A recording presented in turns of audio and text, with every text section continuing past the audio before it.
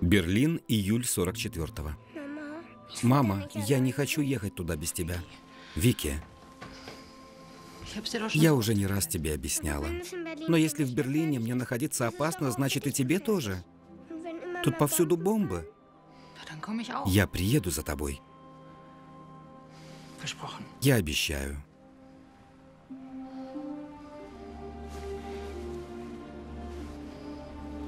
У меня для тебя есть кое-что.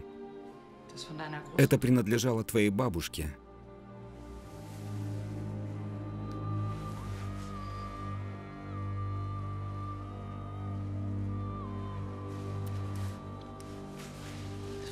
Это символ защиты.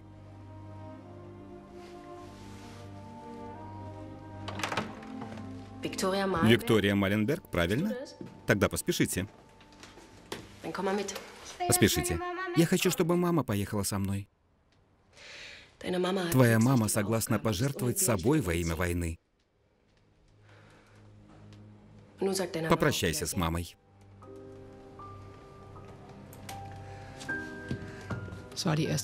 Это первый раз, когда я расстаюсь со своей дочерью.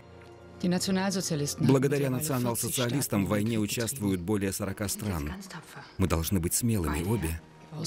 Атака противников не прекращалась. Пора. Боеприпасы и продовольствие кончались на глазах. Нормальная жизнь в Берлине стала невозможной. Союзники даже днем не прекращали атаку. Для безопасности наших детей мы были вынуждены отправить их в сельскую местность. И тут я получила телеграмму о том, что мой отец прикован к постели из-за тяжелой болезни. Надеясь установить мир, впервые за 8 лет я отправилась домой. Марш миллионов. Часть 1.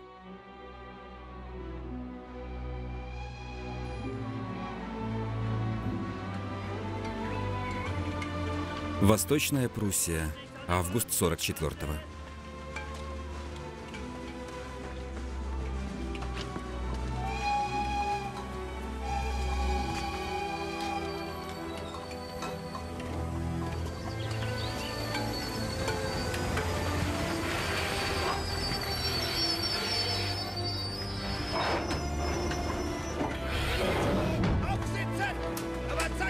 Садись на поезд. Быстро!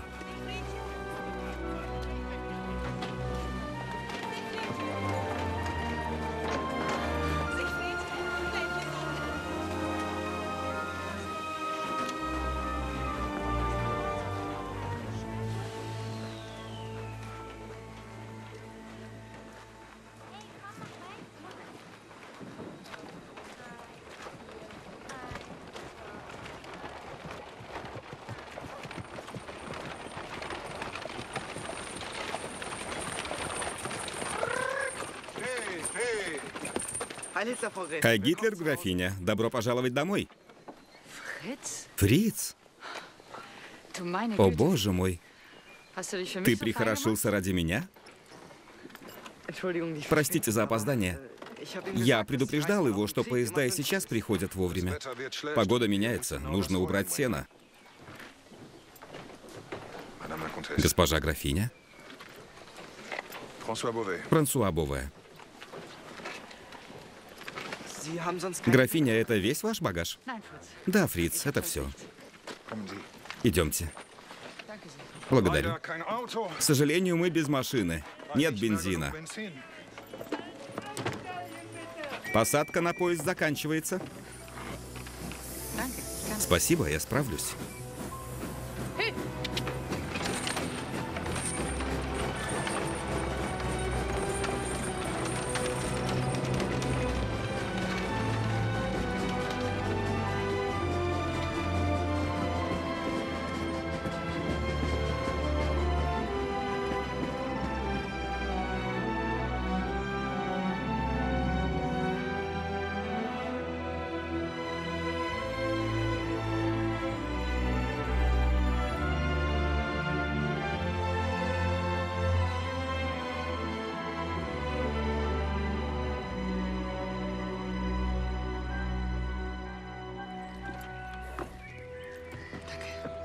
Спасибо.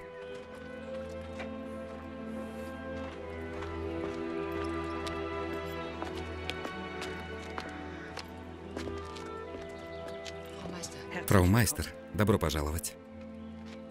Это для нас огромная честь.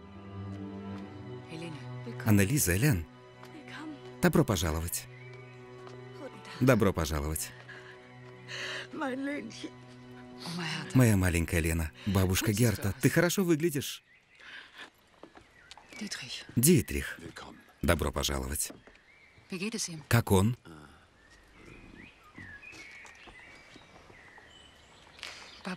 Бабет. Лена. Как хорошо, что ты приехала. Пойдем, зайдем внутрь. Такое счастье, да еще и в моем возрасте. Наконец-то дома живиться. Она меня не узнала. Детка, а где твоя малышка? Я так хотела посмотреть на нее. 2 дня до того, как я получила телеграмму, я отправила ее в сельскую местность. Почему ты оставалась в Берлине так долго? Ты похудела. Я откормлю тебя.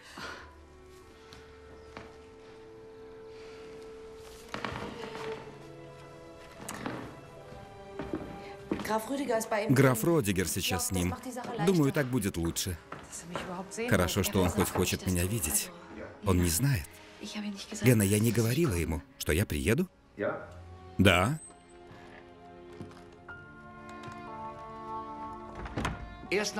После того, как примешь лекарство. Даже не притронусь. Ты не мой доктор. Может, ты дашь согласие, если это буду не я? Здравствуй, отец. Лена? Замечательно. Лена, сегодня день рождения Софи. Праздник состоится в замке Гернсторф. Хайнрих тоже будет. Было бы здорово, если бы и ты пришла. Конечно. Бертольд, не забудь про лекарства. Спасибо, дядя Родигер. Что ты здесь делаешь? Кто-то за моей спиной бросил крик о помощи? Бабет прислала телеграмму. Она сейчас за дверью?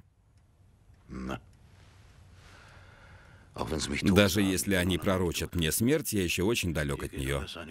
Здесь все как обычно. Что ты здесь делаешь? Ты оставила свою должность на время войны? Ты же учительница. Отец, школы закрыты.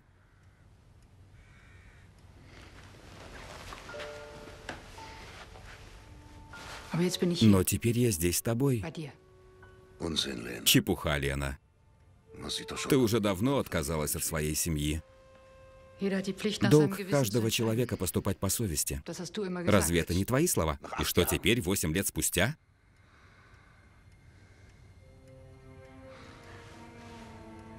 Я не нуждаюсь в тебе, Лена.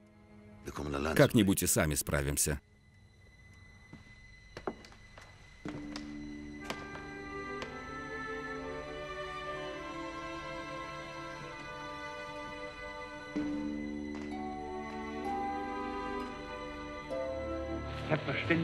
Само собой разумеется, что эта ноша окажет на войска немалое влияние.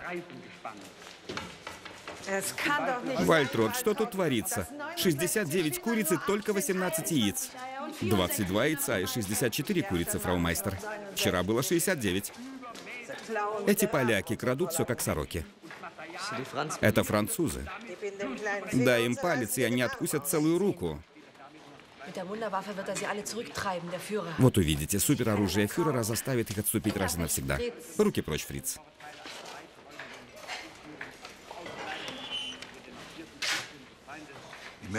Мужчины тяжело работают. Им нужно есть. Я уже не раз говорила, Франсуа. Порции строго распределены. Нам нужно больше пищи.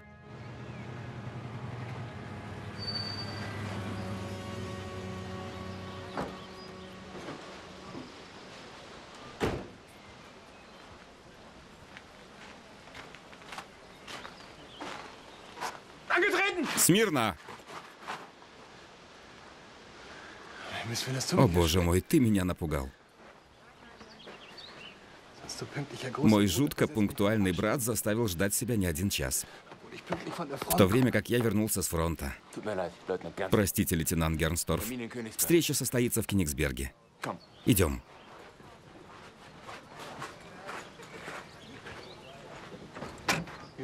Почему у тебя есть машина, а у меня нет? Я старше тебя. А я умнее тебя.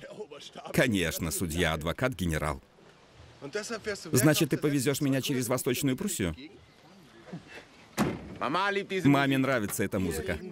Нам нравится эта музыка.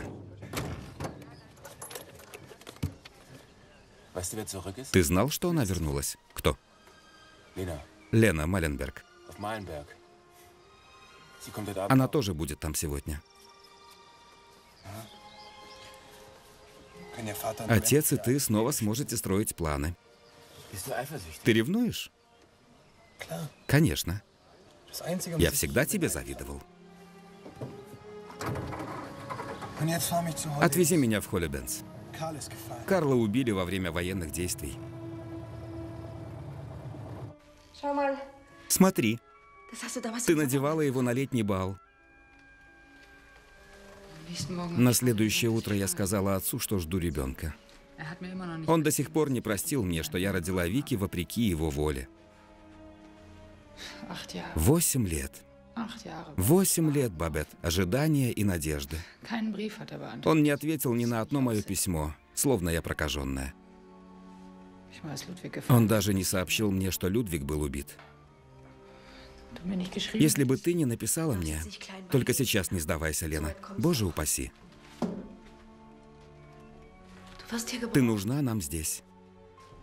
2 недели назад они призвали на службу ямщика и моего Георга. Георга? Я об этом ничего не знала. Куда? Во Францию. А кто теперь управляет поместьем? Никто. Повсюду царит хаос. Георг доверил все Франсуа. Теперь у него много работы. А военнопленные? Можешь себе представить. Он инженер или кто-то наподобие того. Он ненавидит нас. Наверное, он коммунист. Лена, ты нужна нам здесь. Как мы справимся без тебя? Военнопленные, рабочие, мы, женщины и дети. А Фриц ждет, не дождется, пока его призовут на фронт следом за отцом. Я едва узнала твоего Фрица. Он совсем взрослый. Он еще ребенок, но у него хорошие шансы попасть в партию. Он сможет сделать карьеру, если будет смотреть на все с холодным рассудком. Может, получит образование. Партия много для нас сделала. Я знаю, ты не можешь их терпеть. Не можешь их терпеть. Отец хочет, чтобы я уехала. Лена, перестань. Ты привезешь сюда свою дочь, слышишь? Ты должна быть здесь. И ты это знаешь.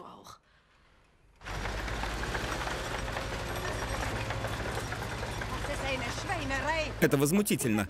Я буду жаловаться в Кенигсберг. Все, хватит. Что ты здесь делаешь с нашими лошадьми?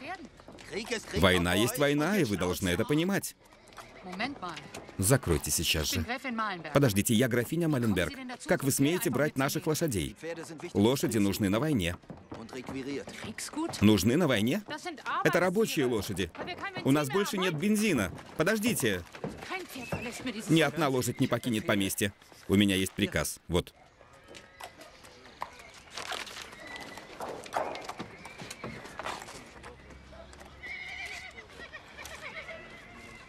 И вы верите в победу? Вы верите в фюрера, да? Разумеется. Тогда вы должны понимать, что это поместье должно приносить прибыль. Это единственное пропитание для нашего населения. Фюрер не мог дать такой приказ. Верно, наш фюрер не сделал бы такого. Хорошо. Завтра я поговорю с начальством. А вы смотрите, чтобы все лошади вернулись в целости и сохранности.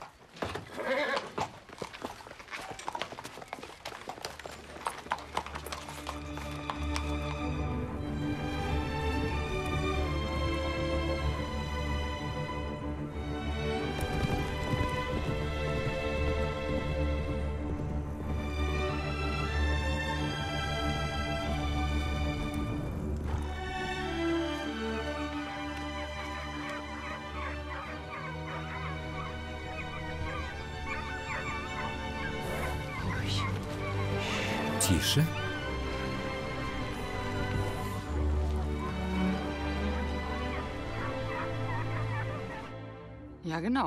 Именно.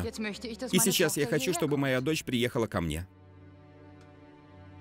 Если бы я знала, что так получится, я бы никогда не доверила ее тебе.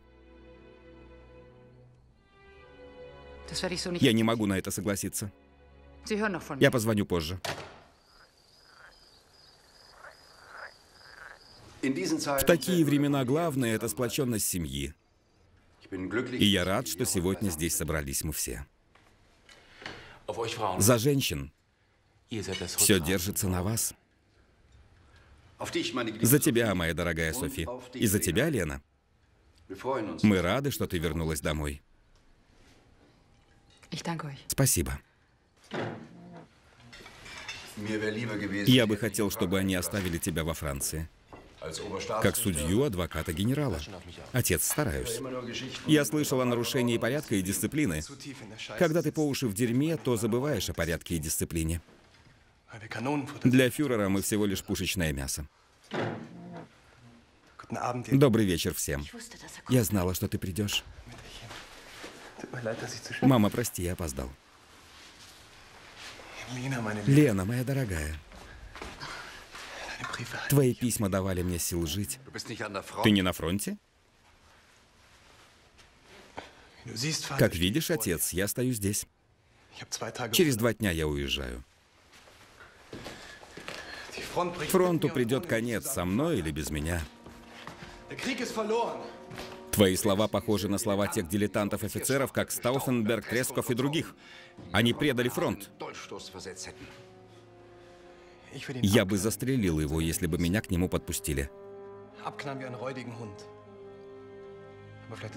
А может, лучше надо на глазах у всех, включая тебя? Мы не только сражаемся, но и убиваем. Мы же вооруженные силы. Фердинанд, перестань нас пугать. Это не приносит чести немецким солдатам. Женщин, детей, поляков, евреев и русских.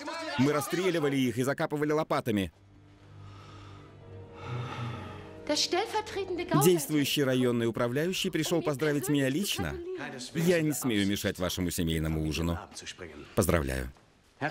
Поздравляю. Спасибо. Добрый вечер, граф. Позвольте мне сменить одежду. Простите меня.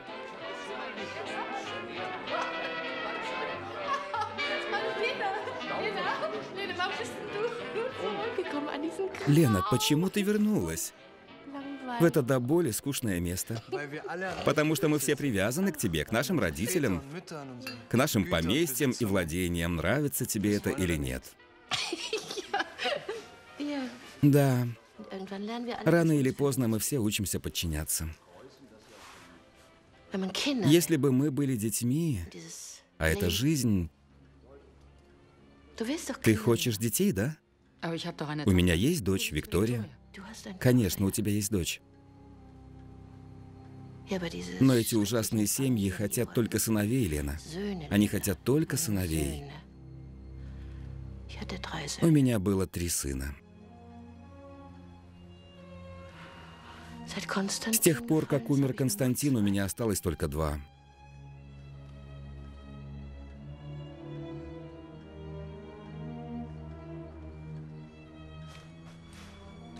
Но у меня есть он, мой дорогой.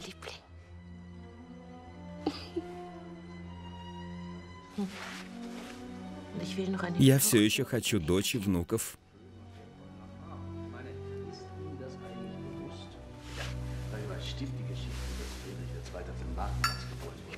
Я провожу тебя наверх, мама.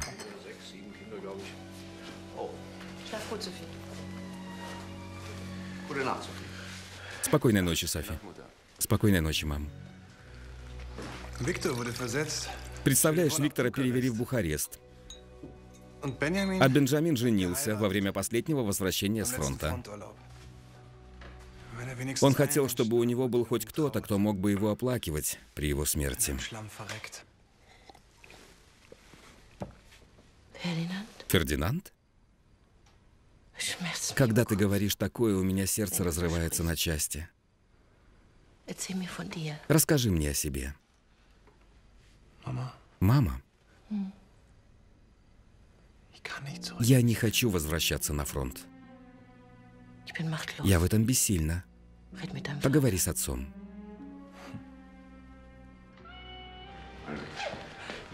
Прости, но твой отец отрицает все, что имеет здравый смысл. Нужно попытаться всем вместе. Он также заинтересован в целостности Восточной Пруссии, как и вы, Герман. В таком случае я его не понимаю, дорогая графиня. Вы должны быть более предусмотрительны. Моя дочь находится в деревне в Баварии, и я никак не могу ее оттуда вызволить. Разве партия одобрила бы разлуку матери немки с ее ребенком? Несомненно, более предусмотрительны.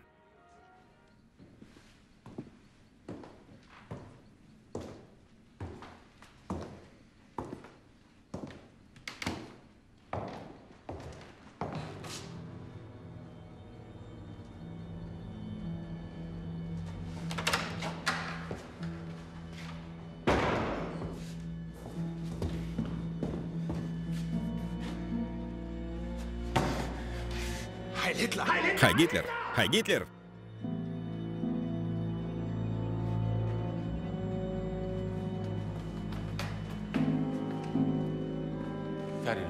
Фердинанд, ты так ничего не добьешься.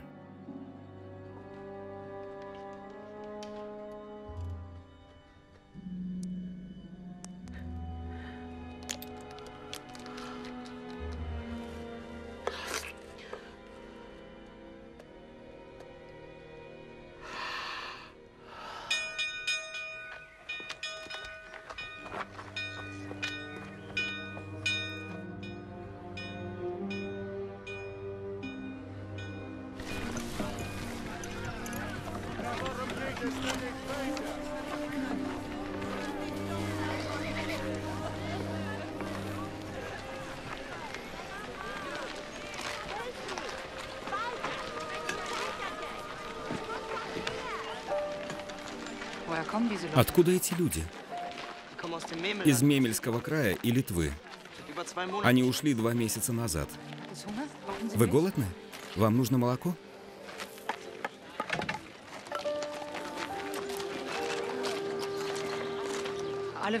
Все получат еду. Они могут спать в сарае. Фриц, позаботься о матрасах и одеялах. Луиза? Сидеть, Аста. Лежать.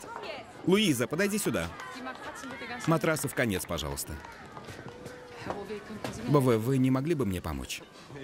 Элен, можно я тебе кое-что скажу? Луиз, что он сказал? Я тебе не скажу.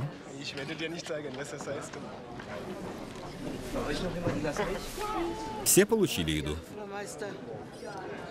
Ну да, русские были и в последней войне, и сейчас они придут.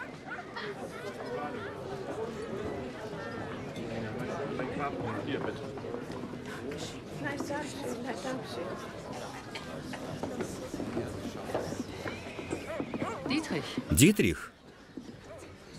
Что с тобой случилось? Что-то плохо с отцом?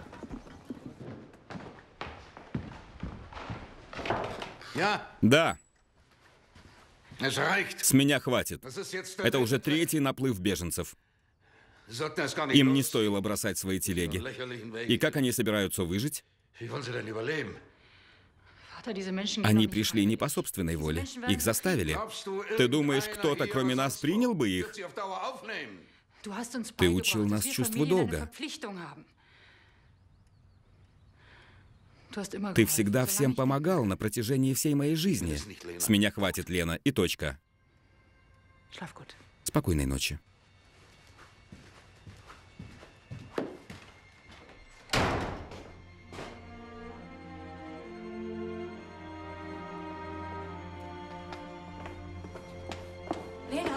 Лена, я не могу поверить, что граф хочет, чтобы все эти дети и старики... Бабет, пусть они остаются.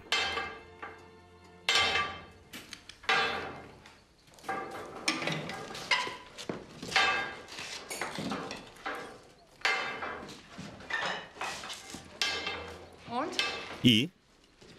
Успеете починить до завтра? Трудно сказать.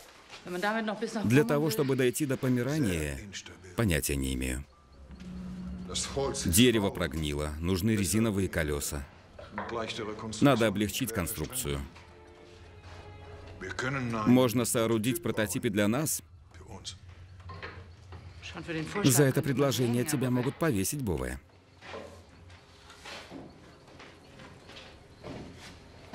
Никому не надо бежать. Никому. В Восточной Пруссии безопасно. Когда русские придут, все умрут. И первыми умрут русские. Они думают, что мы предатели, видите? Никто из русских сюда не придет. Война закончится в Берлине. А если все-таки война проиграна? Разве вам не страшно? Спокойной ночи.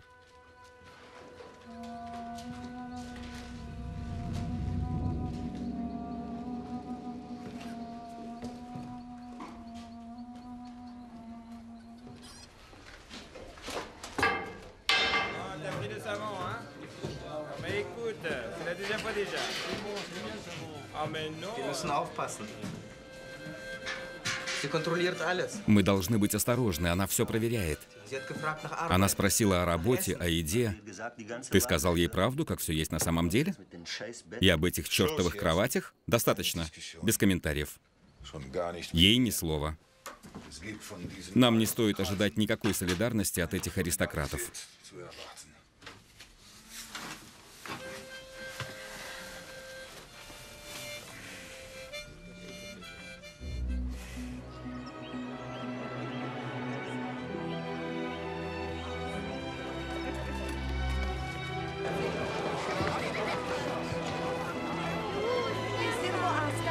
Вы видели Асту? Кто-нибудь видел Асту? Аста — это собака, молодой щенок.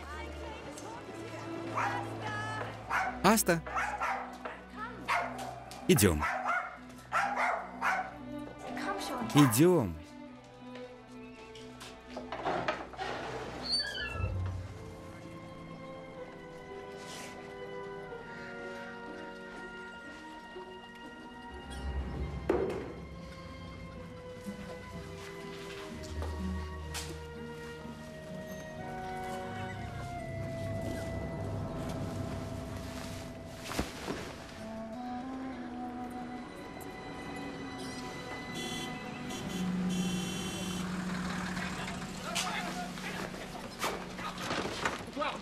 Вы двое, залезайте быстро.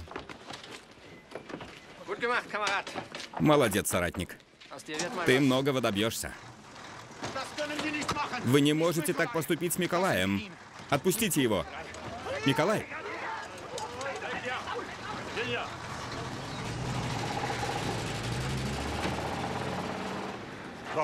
Зачем ты это сделал? Зачем ты это сделал? Отпусти его. Что происходит? Спросите его. Он позвонил в СС. Ты? Миколай не виновен. Они должны были взять меня. Я пойду. Сейчас не то время, чтобы выставлять себя мучеником. Пойду я. Ты управляющий графства или нет? Так сделай же что-нибудь. Я требую, чтобы ты принял меры. Немедленно. У тебя нет на это права. Вы пришли без приглашения и посмели арестовать моих рабочих, в которых мы так нуждаемся. Я требую их освобождения. Во-первых, нам позвонили. Во-вторых, они воровали. Конечно, мы возместим потерянную рабочую силу. Я хочу вернуть своих людей. Эти люди работают день и ночь, чтобы мы смогли уложиться в сроки. Нам государство даже бензин не дает. Графиня, не тратьте ваше время на воров и жуликов. Они этого не стоят. 2 поляка, русский и француз.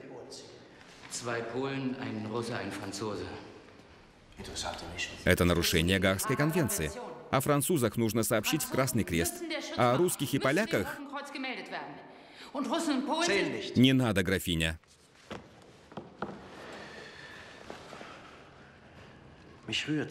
Вы так яро защищаете своих людей? Верно, Шульц? Маленберги были всегда старомодны. Эти старые, добрые, иждивенческие настроения. Шульц, они заботятся о своих людях. Даже если те этого не заслуживают. Передай привет своему отцу. На следующей неделе я даю концерт. Надеюсь, что вы и ваш отец придете. Графиня, с вашего позволения.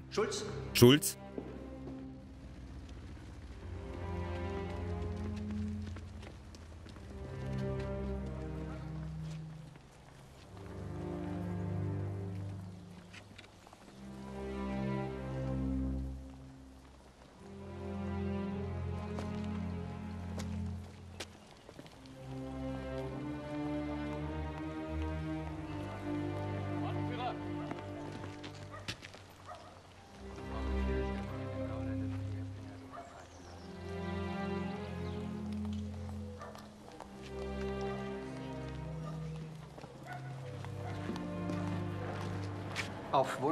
По приказу районного управляющего вы можете забрать своих подонков. Это было мое решение. Но не все зависит от меня. Стоп, стоять! Подождите!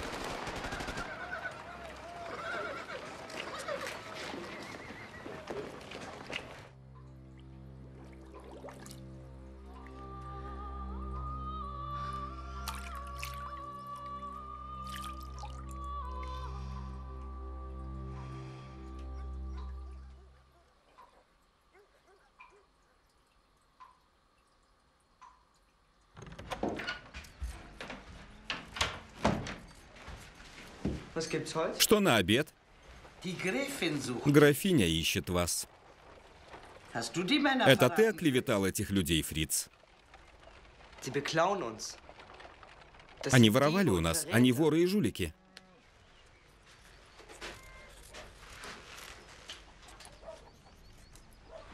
Я должен нас защищать.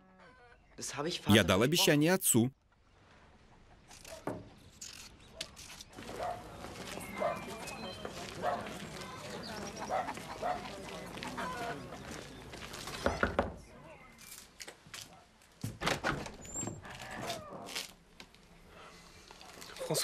Франсуа, это к тебе.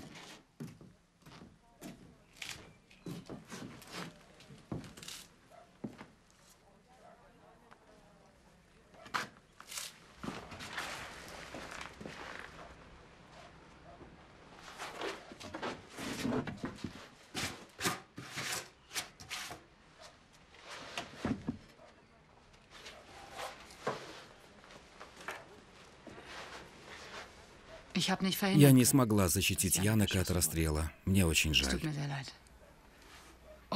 А что касается пищи, я позабочусь о ней.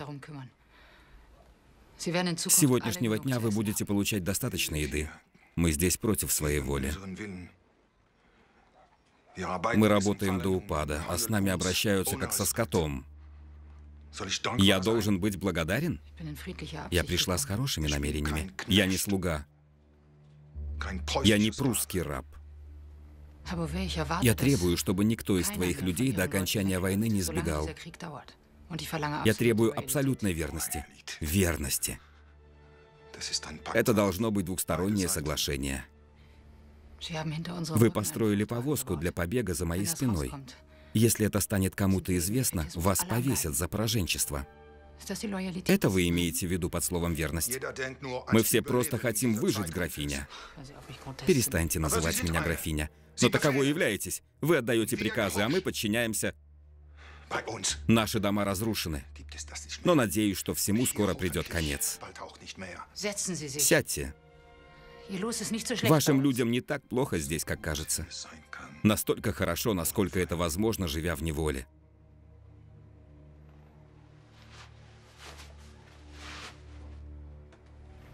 Я требую, чтобы вы разрушили повозку немедленно. Мы можем договориться? Лена, нам пора. Как прикажете, графиня.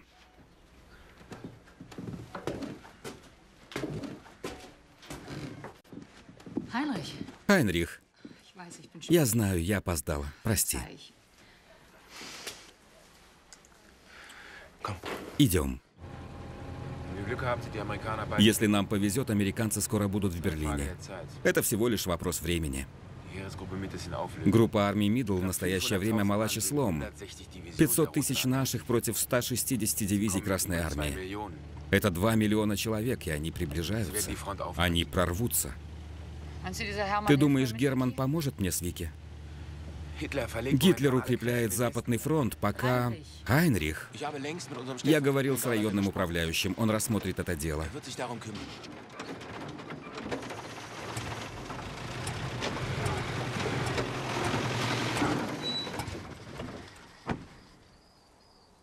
У меня кончился бензин.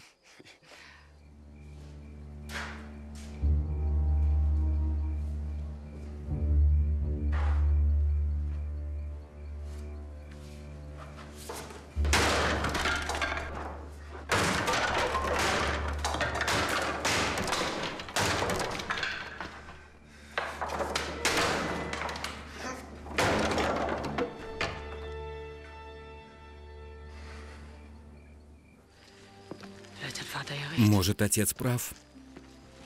Может, мы все потеряем? Он так и говорит? Нет. Но он так думает. Он сдался. Мы не можем сдаться. Мы не можем это все потерять. Мы должны бороться. Я никогда не сдамся, Лена. Я никогда не перестану надеяться.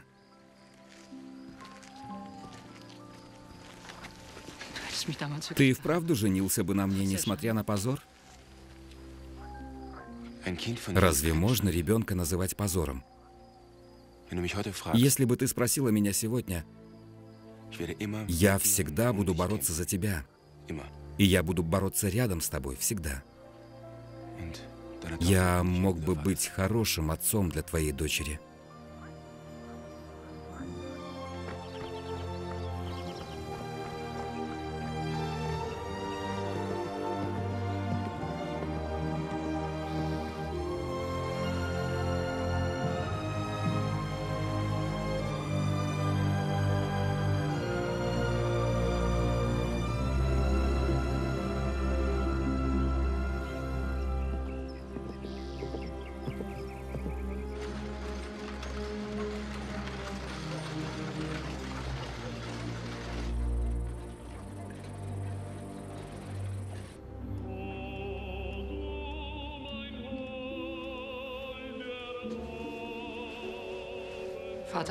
Отец, я приняла решение. Я выйду замуж за Хайнриха. Не выходи замуж ни ради меня, ни ради Маленберга. Ты его любишь?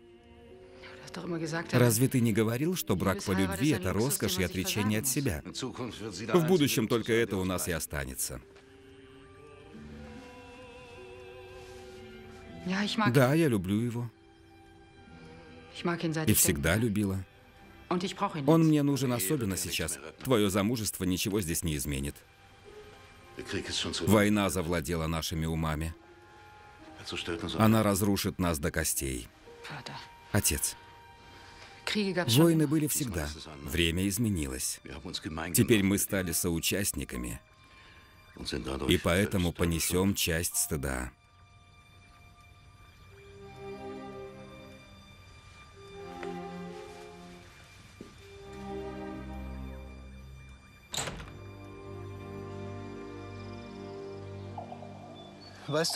Ты помнишь, как в старые добрые времена?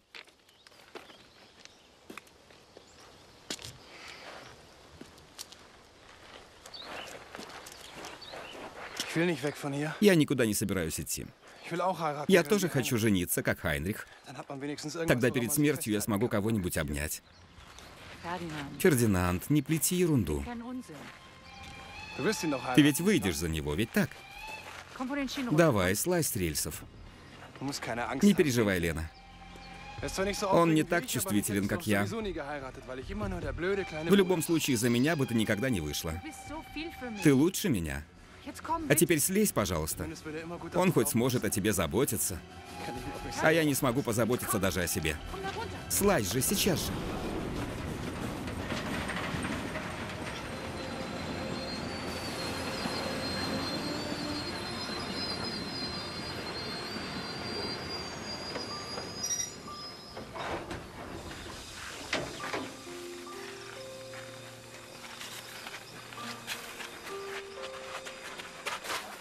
Мама.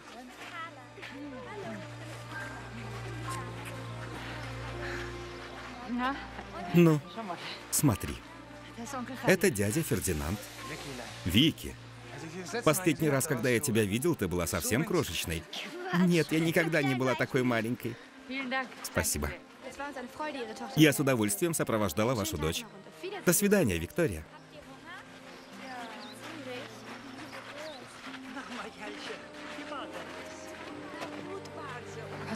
Будь осторожен. Ради меня, ты слышишь? Пожалуйста, садитесь на поезд. Идем. Двери закрываются.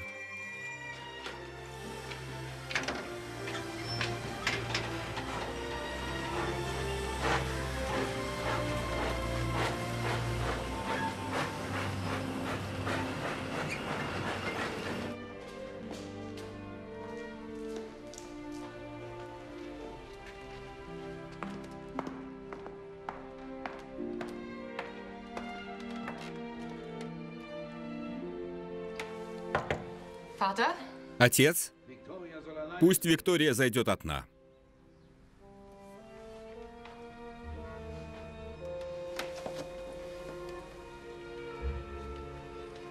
Я подожду тебя.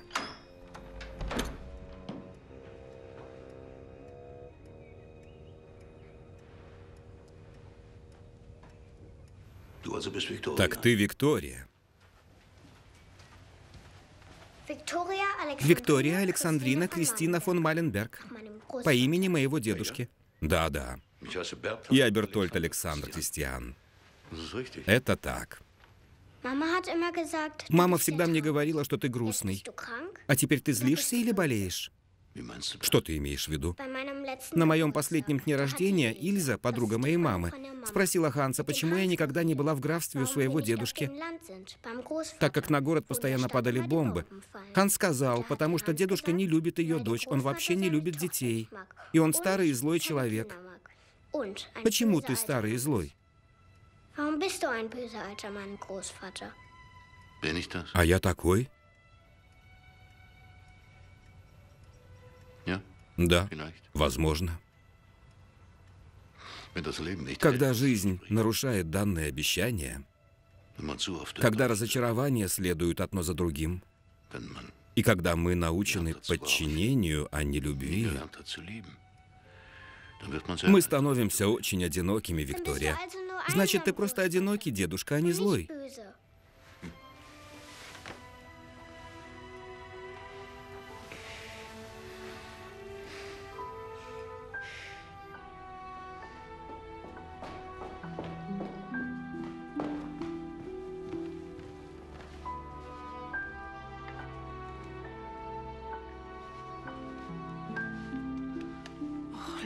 Лена, почему ты плачешь?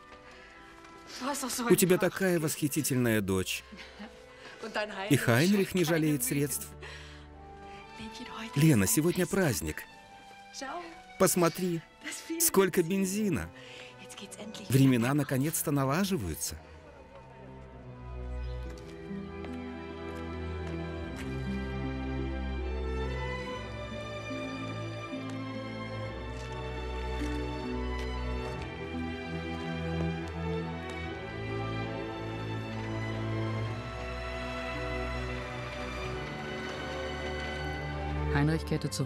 Хайнрих вернулся на фронт и как сможет будет нас навещать. Благодаря нашим совместным усилиям и связям дяди Родигера выдался урожайный год. Отец стал поправляться. Я едва могла себе представить, как можно оставить Маленберг. Даже если осенью Красная Армия ступила бы на немецкую землю, и я увидела ужас войны своими глазами, я бы продолжала верить, что нацисты никогда не бросят Восточную Пруссию. Октябрь 44-го. За нашу графиню, за ее руководство. Без нее бы мы не справились. За Лену, за нашу надежду. На здоровье. Спасибо всем вам. За вас. Без вас Маленберга бы просто не было.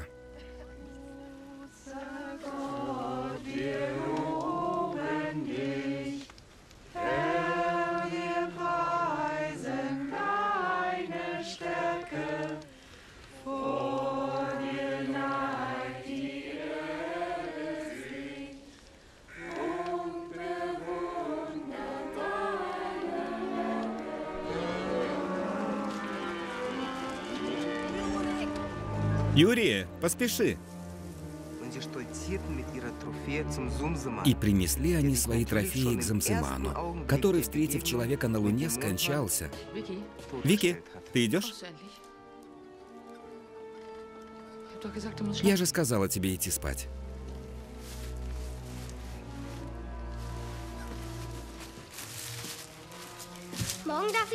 Завтра я пойду на поля. Я не хочу, чтобы тебя окружали военнопленные. Но они мои друзья. Не спорь со мной, хорошо? Похоже, твоя мама придерживается другого мнения. Это было мое свадебное платье. Мне впору. Накануне свадьбы. А накануне, перед свадьбой, наденешь это. Оно сводит мужчин с ума. Великолепно. На тебе оно выглядит просто замечательно.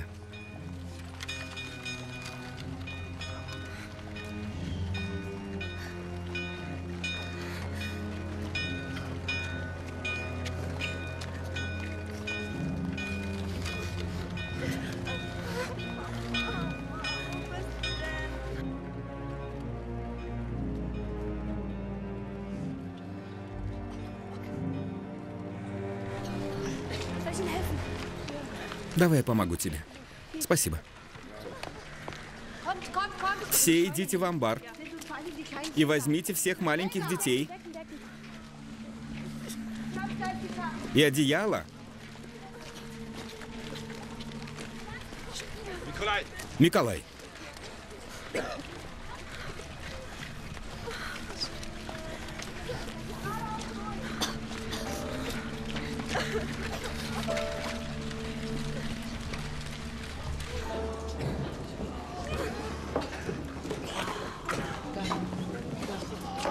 Сюда, быстро.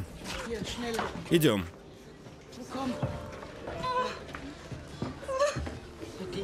С прикладами, с ботинками.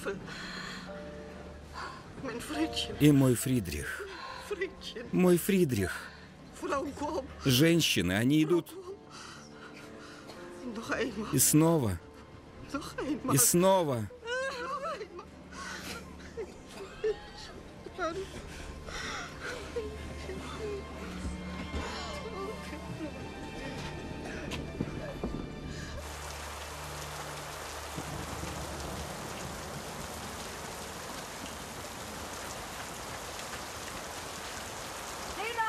Лена!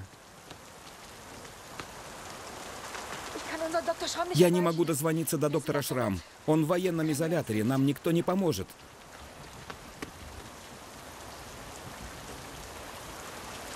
И все же мы не можем просто так уйти.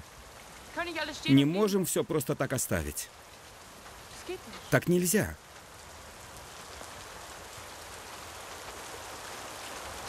Может, мне проводить юную леди?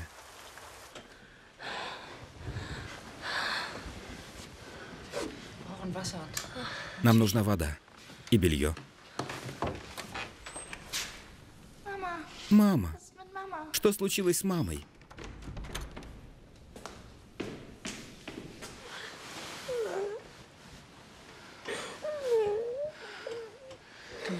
Попытайся уснуть, слышишь? Спи.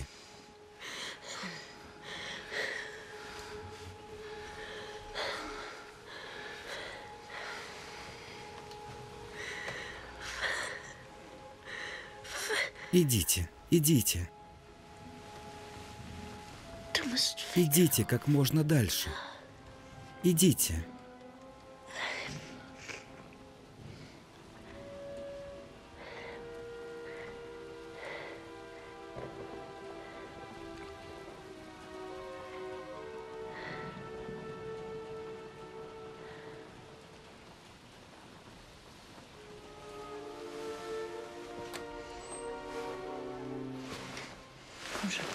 Ну давай, просыпайся. Почему не просыпаешься? Давай.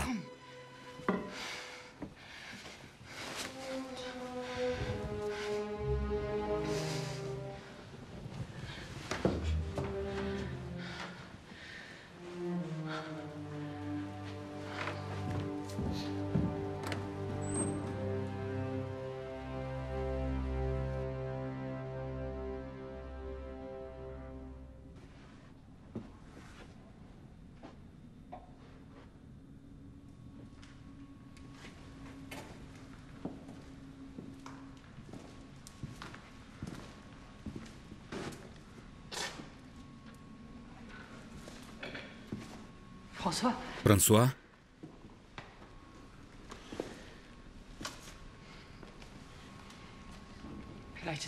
По-видимому, горе по нашим умершим сильнее, чем ненависть друг к другу.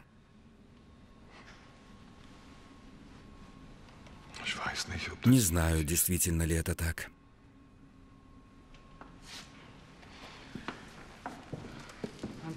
Моему брату было 29, когда его убили.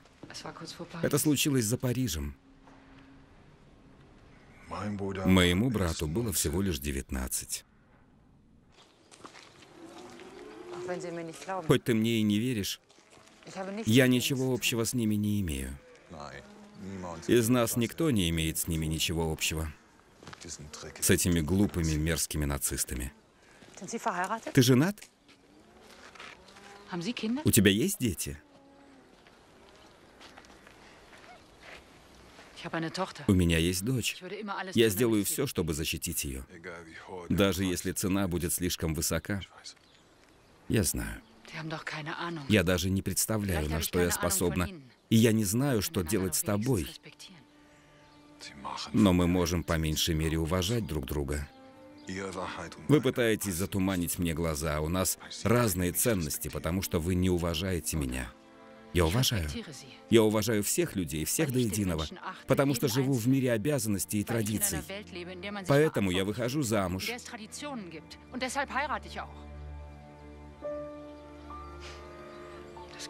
Тебя это не касается. Конечно. Меня это не касается. А может, кто знает.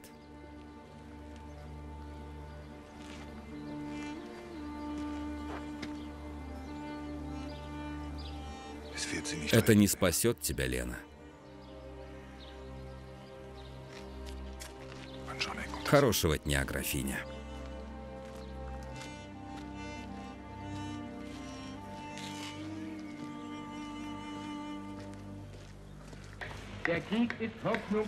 У нас нет шансов победить в войне. Единственная надежда Гитлера, что союзники будут разделены. И это и есть роковая ошибка. Союзники придерживаются мнения, что никто из них не сможет добиться мира. С Гитлером или нацистским правительством. Каждый последующий день борьбы бессмысленен. И значит только... Вы что, с ума сошли? Слушаете пропаганду врага? Они говорят лишь ложь. Ничего, кроме злости, основанной на лжи. Продолжайте резать. Вальтрот?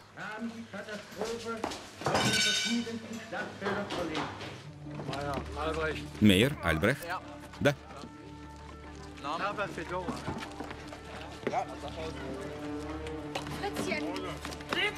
Фриц? Старики и дети? Это не то, что хочет фюрер. Именно это он и хочет. Это его приказ. Он призвал нас, и мы будем ему подчиняться. Мы ополчение. Ничтожная компашка стариков и детей. Не смешите меня, Фриц. Ради тебя, мама. Мы делаем это ради тебя. Ради бабушки и ради графини. Мы защитим графство и рейх. Мы прорвемся. Враг будет побежден. Мы заставим их отступить. Фриц, пора.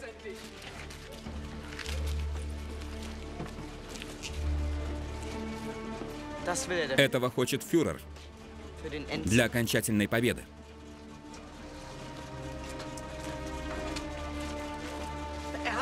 Он ничего не слышит, что ему говорят. Он никого не слушает.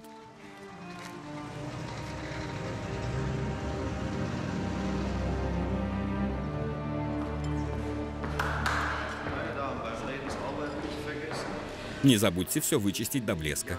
Все должно быть сделано как надо.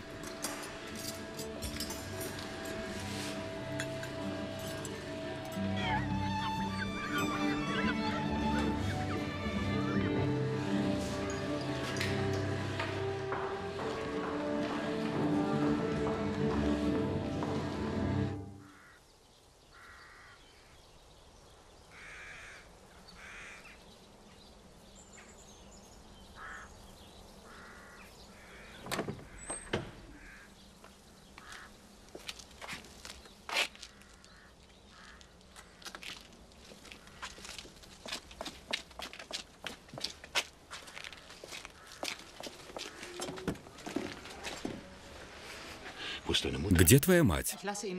Я дала вам свободу, и что вы делаете? Вы тайно строите повозку для побега. Вы всех нас подвергаете риску. Все, что вас волнует, это ваша безопасность. Как вы можете быть так безответственны? Ну давайте, скажите хоть что-то. Это был мой приказ. Я хочу, чтобы ты покинула поместье как можно быстрее. Пока не поздно. Тебе и ребенку нужно бежать. Так будет правильно. Ты никогда не знал, что для меня правильно, отец.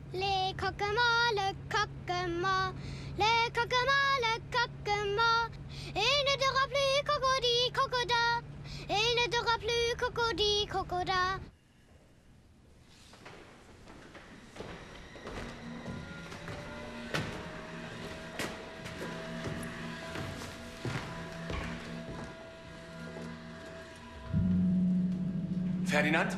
Фердинанд? Да.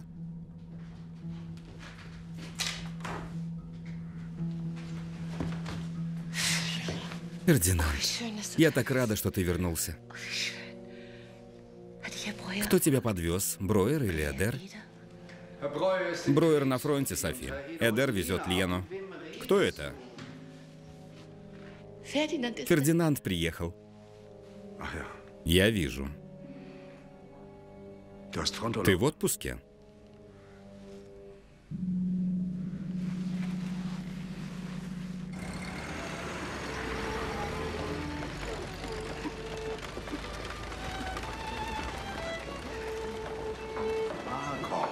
Марковс. Спасибо за приглашение. Так и должно было быть. А где твоя дочь? Придет? Лена, ты выглядишь замечательно. Спасибо. Лена, дай я тебя обниму. Конечно. Старый друг, рад тебя видеть и твою внучку.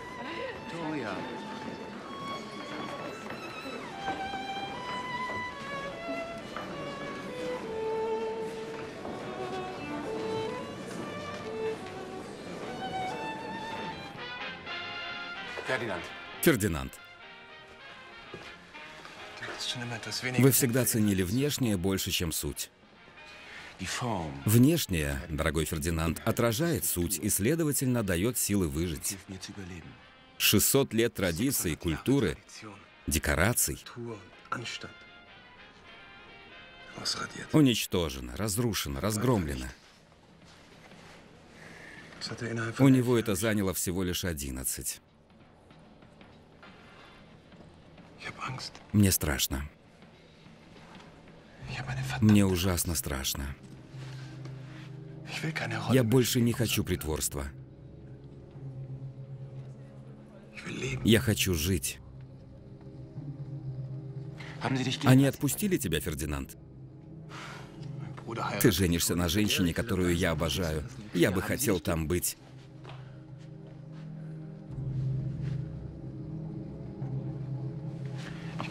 Я иду.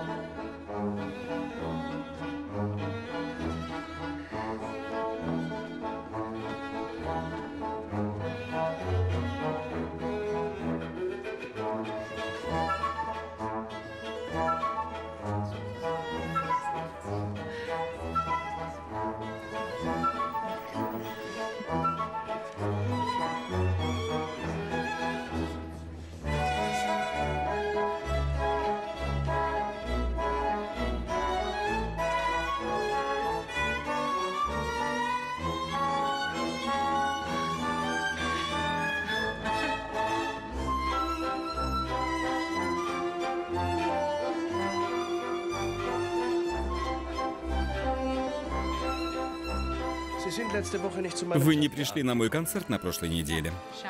Какая жалость. Мой отец просит, чтобы этот вечер я провела с ним. Отцы всегда контролируют своих красивых дочерей.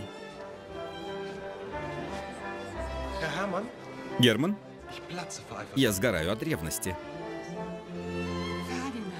Фердинанд, невестка.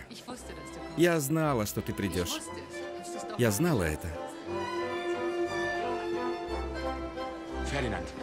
Фердинанд. Лена, не оставишь нас на минутку? Конечно.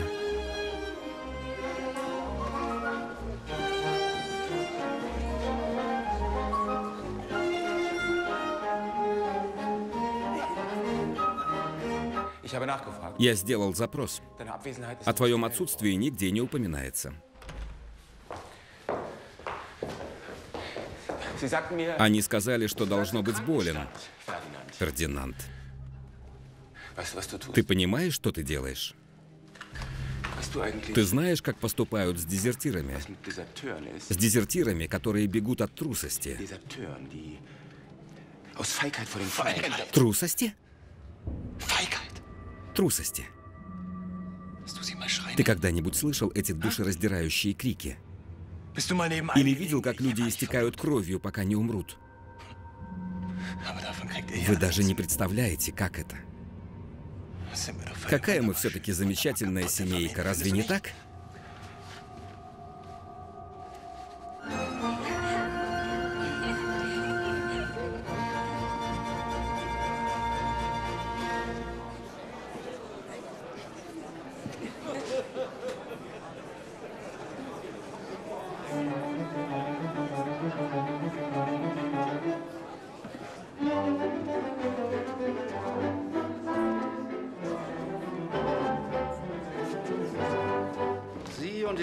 Вы, ваш районный управляющий, должны вовремя эвакуировать жителей.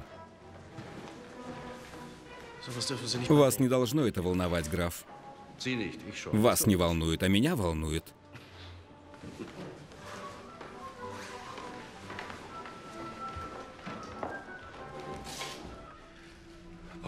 Тебя приговорят к смерти за дезертирство. Я должен сообщить о тебе.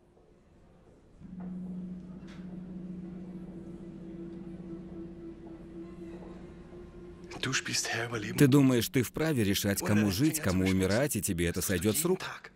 Я делаю то, что должен. Я не пренебрегаю долгом. Твои ценности всегда были перевернутыми. Но раньше ты не был трусом.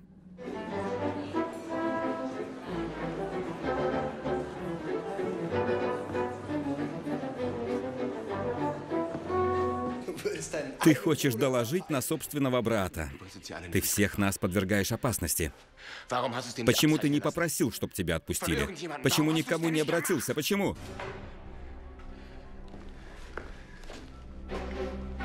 И что, ты приговоришь меня к смерти или будешь судить?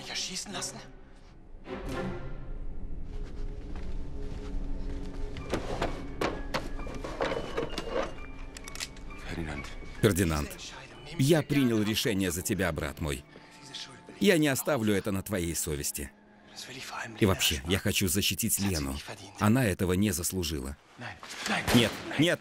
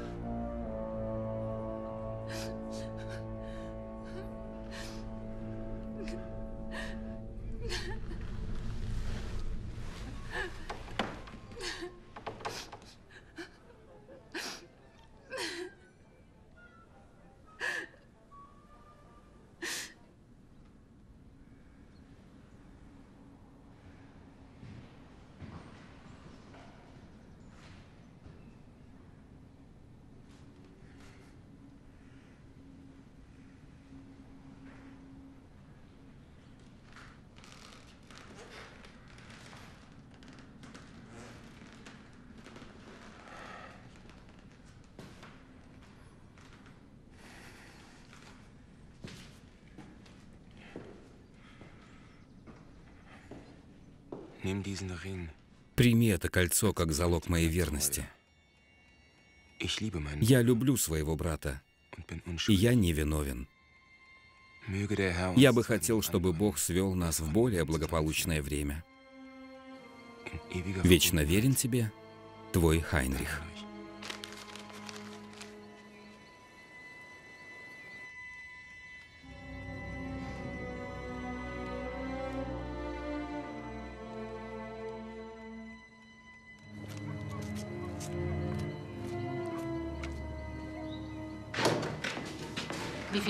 На сколько мест рассчитана повозка? 20. На 20. Остальным придется идти пешком. У нас 85 людей. Мы не сдвинемся с места, пока не будет места для каждого. Идти пешком будет невыносимо. Это ваша работа. Вы ответственны. Могу я на вас рассчитывать? Вы предоставите все необходимые материалы и шины, а мы переделаем старую повозку и соорудим несколько новых.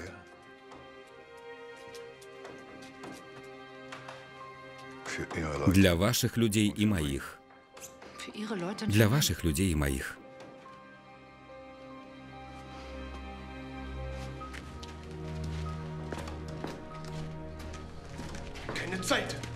Нет времени, нет материалов, нет шин. Ничего не выйдет.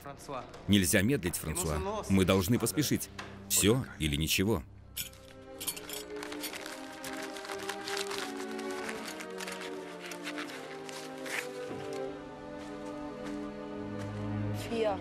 Четыре. 4 шага. Идем, Вальтрот, идем.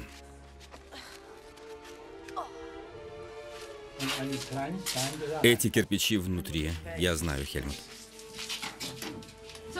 Вот, фраумайстер.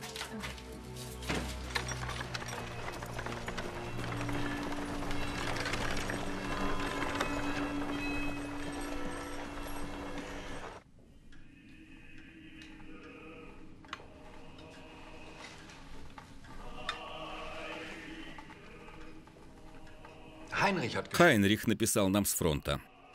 У него все хорошо.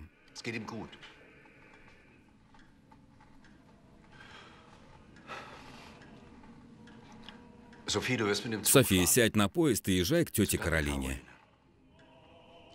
Я говорил с начальником станции. У тебя будет хорошее место. Хватит! С меня хватит!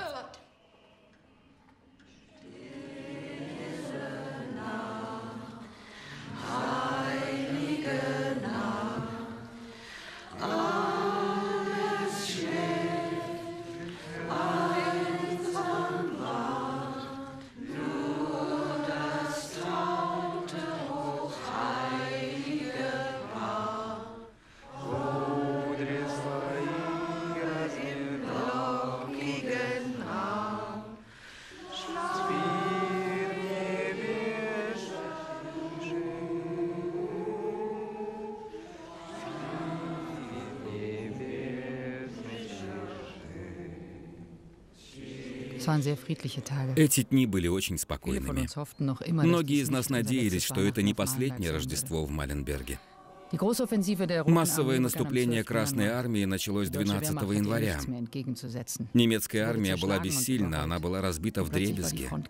Фронт перекинулся ближе к нам, но чтобы уйти, нам нужно было разрешение. Казалось, что судьба Восточной Пруссии потеряла всякую значимость. И мерзкое заявление партии, что Восточная Пруссия полна трупов, должно было испугать врага, но стало похожим на правду. Не принимай больше никаких военнопленных. Разумеется, без разрешения. Я запрещаю. Я должна получить разрешение. Они должны выдать его сегодня. Даже не думай. С 20 военнопленными ты всех поставишь под угрозу. А еще женщины и дети. Отец, я дала слово, и я сдержу его. Даже не думай. Нет. Брать можно только то, что сможете унести. Пленные пойдут одни, и точка.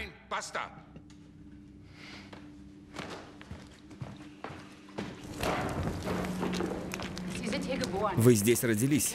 Вы знаете этих людей. Вы ответственны за них. Шульц, это на вашей совести. Эти женщины, дети, старики, их всех надо эвакуировать. Я не могу. Это четкий указ фюрера и партии. Нашей страной управляет партия, и вы должны нам помочь. Я не могу дать вам разрешение на выезд, графиня. Восточная Пруссия сильна как никогда. Люди сильны как никогда. Дорогая графиня, это касается и вас. Кто уйдет, будет приговорен к смерти. Таковы инструкции. Именно. Восточная Пруссия должна быть защищаема всеми. Разрешено вывозить машины и материалы. Это приказ. Это граф запретил? Вальтрот, почему? Скажи, почему? Почему мы?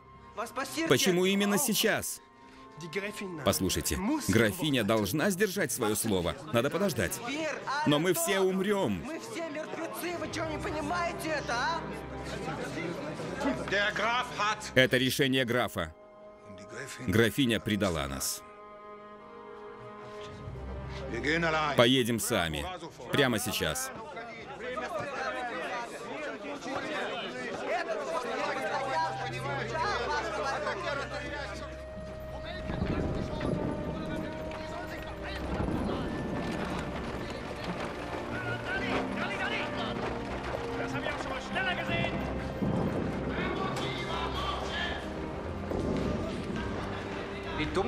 Какими глупцами надо быть, не правда ли?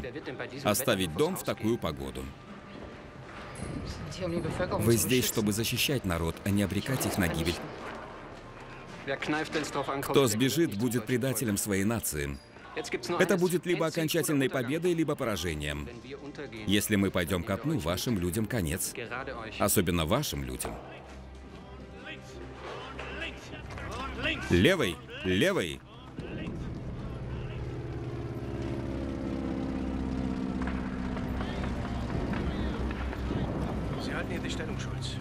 Шульц, ты на страже.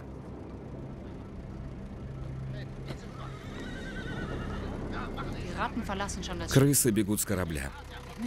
Надо спешить.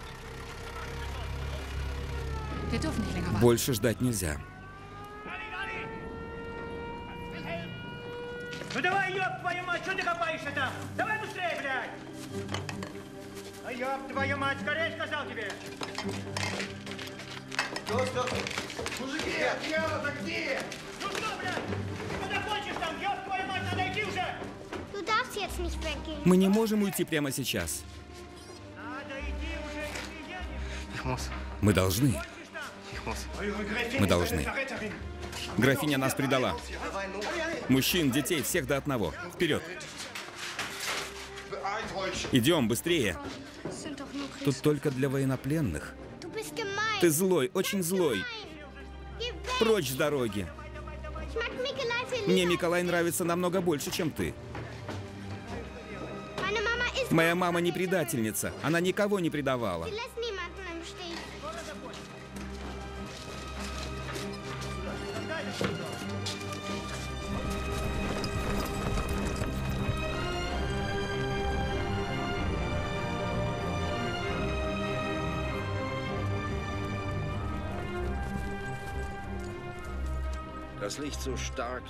Свет так ярок, небо так высоко, расстояние так всесильно, сказал Ханс Лендорф.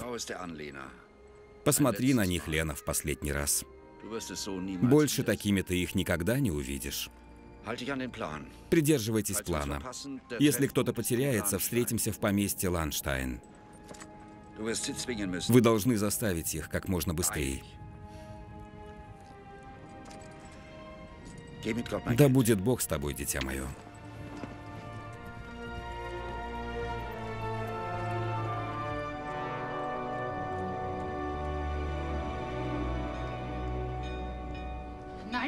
Нет, ты не можешь здесь остаться, ради Бога.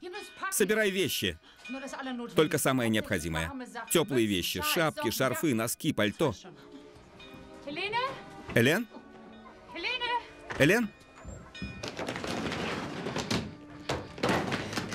Бери только то, что сможешь унести. Возьми рюкзак. Это не просьба, это приказ.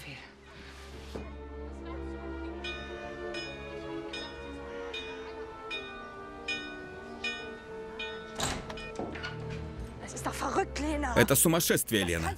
Мы не можем так поступить. Красная армия осадила фронт. Это безумство при таком холоде. Мы никогда никому не причиняли вреда. Значит, и нам никто не причинит вреда. Куда мы пойдем? Я остаюсь. Бабет, проснись. Я слышала гранаты. Они уже здесь, понимаешь? Скажи Франсуа и его людям, что мы уходим через 2 часа.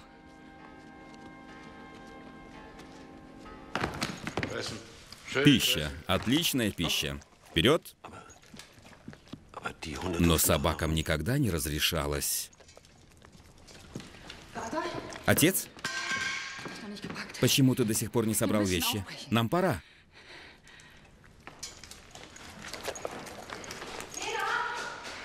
Отец, я умоляю тебя. У нас совсем нет времени. Они ушли. Там никого нет. Они ушли. Кто ушли? Мужчины? Я все сказал Франсуа. Я бы не позволил ему подвергать вас опасности. У нас было соглашение. Я всегда придерживаюсь данного слова. Иди, Лена, иди. Ничего, у тебя нет времени.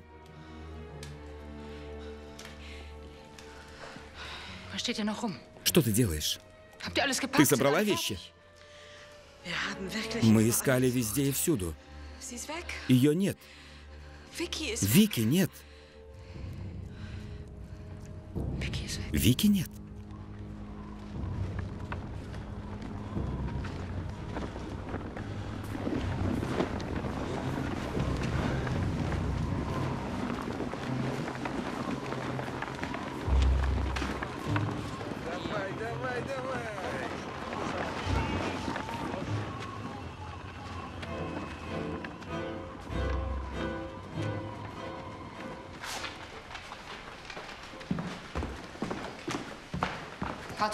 Отец,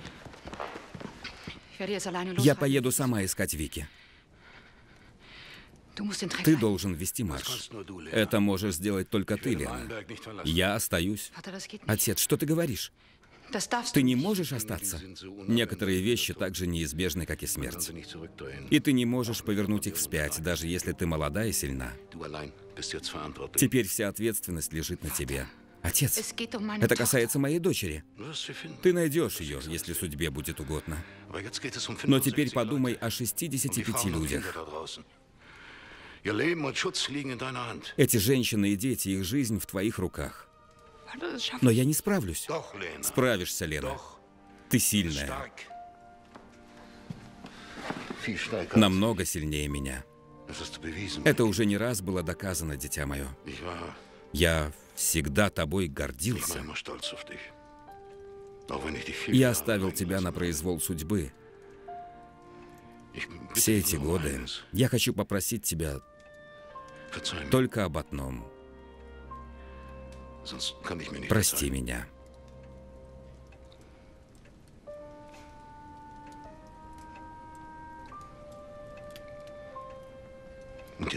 Иначе я сам себе этого никогда не прощу. А теперь иди. Иди.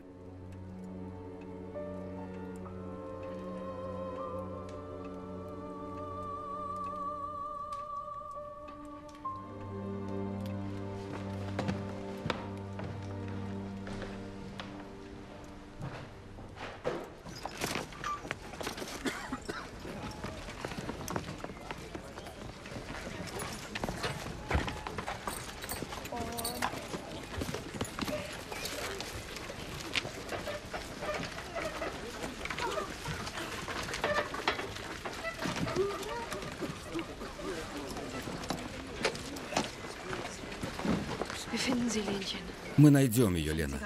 Мы обязательно найдем ее. Вперед.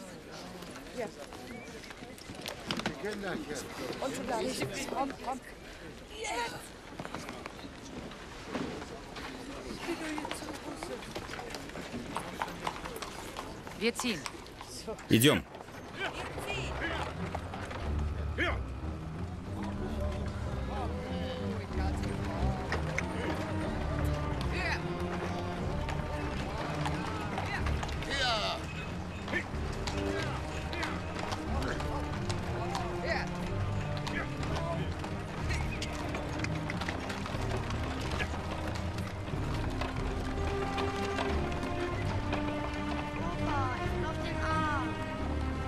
Дедушка, возьми меня.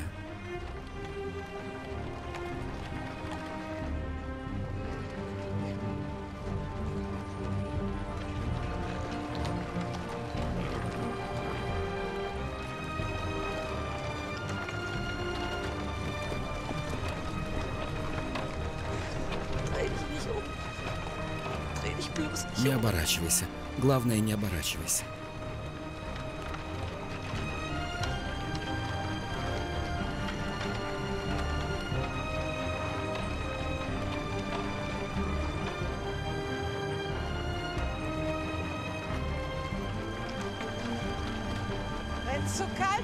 Становится слишком холодно. Надо идти пешком.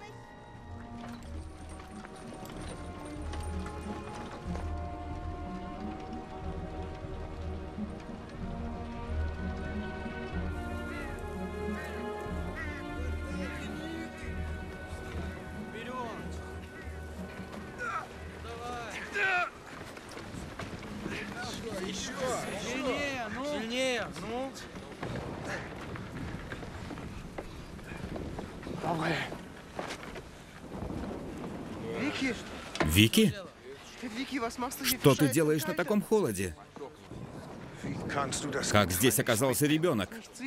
Я не знал. Я не знал. Я буду твоим ангелом-хранителем, пока не придет твоя мама.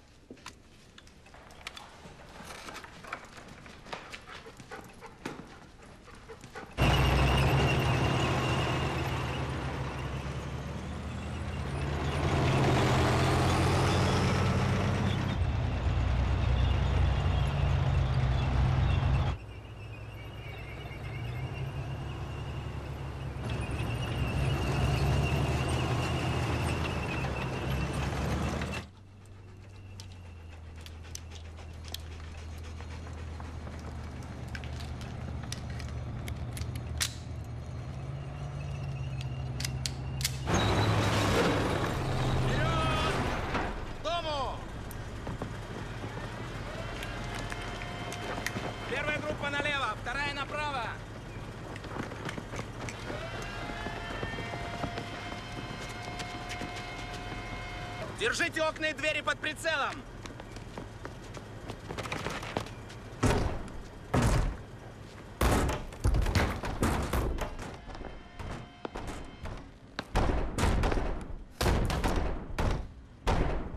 Завалим гранатой! В укрытие!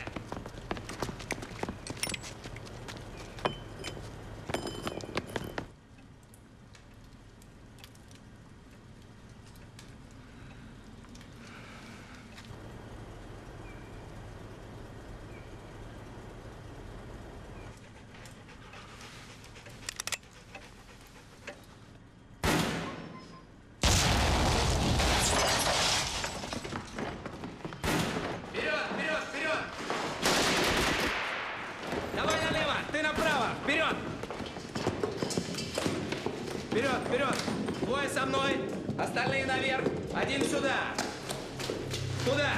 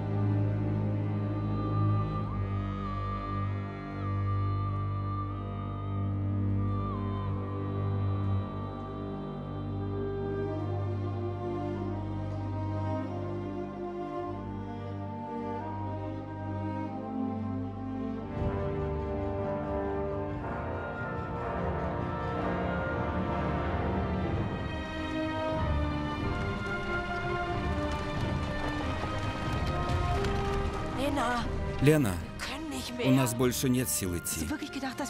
Кто бы мог подумать, что здесь мы найдем 20 военнопленных и маленькую девочку. Франсуа, должно быть, отправился назад. Мы отправляемся в 2 часа утра. Так мы пройдем больший путь. Надо воспользоваться этим объездом. Нет, Луис, это важно для ребенка. Завтра мы поедем в Ланштайн к твоей маме.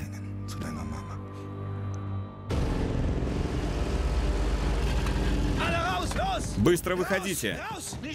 Не стреляйте!